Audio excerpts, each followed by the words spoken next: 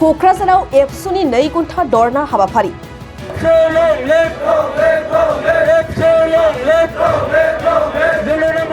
क'क्राझाराव आबुङै पस्टमर्टम खालामनांगौनि दाबिजों एबसुआ सोमावसारदों।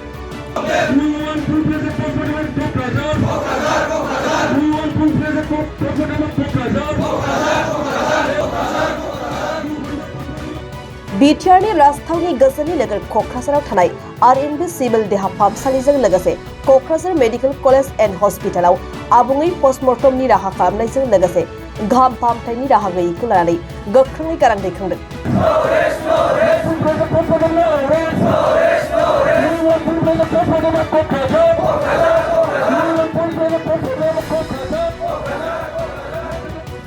क'क्राझारनि आरएनबी सिविल देहा फाहामसालि आरो क'क्राझार मेडिकेल कलेजाव थाबैनो आबुं पस्टमर्टमनि राहा लोगोसे गाहाम फाहामथायनि राहा थिसननांगौनि थाखाय क'क्राझार जिल्ला एबसुआ 2 घन्टा सोमावसारनाय हाबाफारि लानाय जादों।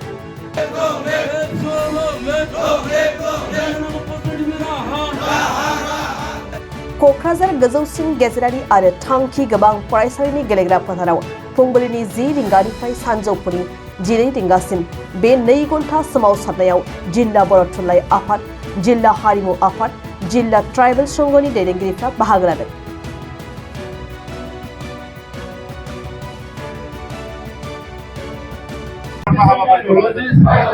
जोंनि गुबै माने धरना लानायनि कारनानो जाबाय जों बयबो मिथिगौ जे जोंनि क'क्राझार सिभिल हस्पिटाल आरो दिनै मेडिकेल कलेजआ दिनै आबुं जायाखै आरो बेवहाय जोङो जुदि जोंनि दिनै माखासे जोंनि मानसि हिसाबै गोबां समस्यायाव गोग्लैनानै थैनो गोनां जायो आरो बैफोरखौ लानानै जेब्ला जोङो पस्टमर्टेमनि थाखाय सिन्था खालामनो गोनां जायो।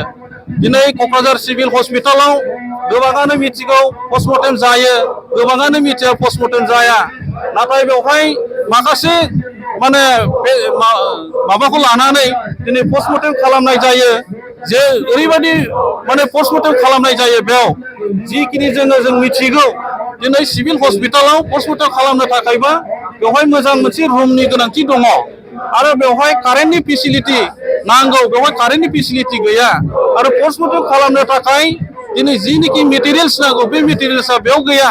बेवहाय पस्टमर्टेम खालामनो थाखाय प्रफेसारनि प्रयोजन दङ, बेवहाय दिनै गैया। नाथायबा बे सिभिल हस्पिटालाव पस्टमर्टेम खालामनायनि मोनसेल' कारनानो जाबाय नोंनि आंनि न'खरनि बुजाबुजि आरो पुलिसनि गेजेराव जिखिनि बुजाबुजि बे बुजाबुजिनि गेजेराव सिम्पोल माखासे पस्टमर्टेमखौ दिनै खालामनानै हरो, नाथाय नांगौ बादि बेयाव पस्टमर्टेम जाया होननानै जोङो मिथिगौ।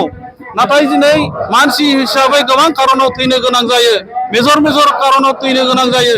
बैफोरनि पस्टमर्टेमखौ जुदि आबुं खालामनांगौ जायोबा, नंगुबै जुदि पस्टमर्टेम खालामनांगौ जायोबा नैबे क'क्राझार सिभिल हस्पिटालाव खालामनो हाया। बेखायनो गोजान दिनै बरपेटा मेडिकेल कलेजाव लांनो गोनां जायो। बिनि थाखाय दिनै जोंनि रायजो राजाफ्रा हाहाकार जानो गोनां जायो। बेवहाय थांनाय फैनायनि जिखिनि सुबिदा बेवहाय जोंनि रायजो राजाफ्रानो न'खरानो भुगिनो गोनां जायो। बिनि थाखायनो दिनै जोङो रायजो राजाफोरनि स्वार्थआव क'क्राझार डिस्ट्रिक्ट कमिटि एबसुआ जोंनि बर'नि माहारियारि आफादफोरखौ लानानै दिनै जोङो नैबे थावनियावहाय जोङो 2 घन्टा धरना लानाय जादों। जों मेडिकेल कलेजावबो जोङो बेखौ सावरायदों जे दिनै मानो मेडिकेल कलेजाव दिनै पस्टमर्टेम खालामनो हानाय सुबिदा जायाखै। बिथांमोनहा दिनै बुंदों दिनै बेखौ दिनै लुफुंगासिनो दङ, खालामगासिनो दङ, नाथायबा 1 बोसोरसो नांगोन बेवहाय जोङो जुदि पस्टमर्टेम खालामनो हानाय बायदि सुबिदा जानांगौब्ला। नाथायबा दिनै जों जेबादि नुदों, जेबादि सावरायनानै मिथिगौ बेयो 1 बोसोरजोंबो आबुं जानायनि महराव गैया। बेनिखायनो जोङो थाबैनो दिनै जोंनि ओनसोलनि रायजो राजाफोरनि सुबिदानि थाखाय पस्टमर्टेम खालामनो हानाय बायदि जोंनो सुबिदाखौ नांगौ होननानै जोङो बुंदों। आरो दिनै जोङो क'क्राझार हिसाबै बिराद माने भुगिनो गोनां जादों। कारनानो जाबाय गायन' डक्टर जोंहा साफिसियेन्ट गैया आरो दिनै जोंनि गथ'फोरखौ जोनोम होखांनायनि उनाव गथ'फोरखौ जेरैबायदि केयार लानांगौ, गथ'फोरखौ दोननो थाखाय जेरैबायदि रुमनि प्रयोजन नांगौ बेबायदि रुमनि दिनै प्रयोजन गैया। केयार लानो हानाय बायदि, मोजाङै केयार लानो हानाय बायदि बेवहाय दिनै सुबिदा गैया। गोबां दिनै न'खरा बिदिनो जोंनि गथ' जोनोम होखांनायनि उनाव गोबां माने खस्थ' गोलैनो गोनां जादों, भुगिनो गोनां जादों। बेखायनो जोङो दिनै 2 घन्टा धरनानि गेजेरजों आसामनि चिफ मिनिस्टार हेमन्त बिश्व शर्मा बिथांनिसिम आरो दिनै आसामनि हेल्थ मिनिस्टार केशव महन्त बिथांनिसिम आरो दिनै बिटिआरनि सीएम मानगोनां प्रमद बर' बिथांनिसिम जोङो दिनै 2 घन्टा धरनानि गेजेरजों दिनै गोसोखां लाइ जोङो हरनो सानदों आरो दिनै 11 बाजिनाय लोगो लोगो डिसि बिथाङा दिनै जोंनि मेम'रेन्डामखौ लांफैगोन आरो बिथांनो जोङो जोंनि दाबिफोरखौ लानानै जोङो बिथांमोननो गथाय हरगोन बिथाङा दिनै गासै जोंनि हरनो गोनां बिथांमोननो दिनै बे मेम'रेन्डामखौ गथायगोन गोजोन्थों।